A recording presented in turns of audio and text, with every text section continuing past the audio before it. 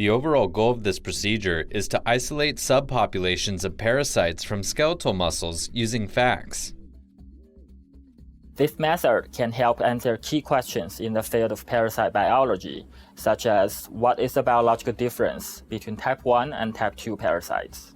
The main advantage of this protocol is that it allows simultaneous isolation of type 1 and type 2 parasites without use of NG2-DS-RED transgene. The applications of this protocol are not limited to skeletal muscles. It may also be used to isolate parasites from other organs, such as the brain.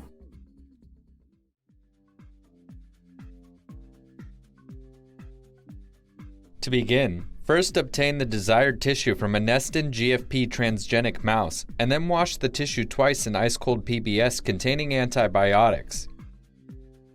Then, transfer the samples to a sterile 10-centimeter plate.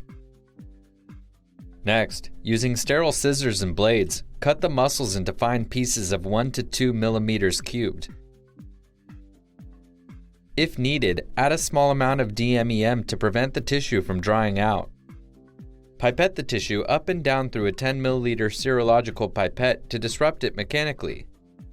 Then, add fresh digestion solution, DMEM supplemented with 0.2% type 2 collagenase to the mixture, and incubate the sample at 37 degrees Celsius for 2 hours at 35 RPM. Following 2 hours of incubation, triturate the mixture with an 18-gauge needle and centrifuge the resulting suspension at 500 G for 5 minutes. Then, resuspend the pellet in 0.25% trypsin EDTA and incubate the sample at 37 degrees Celsius.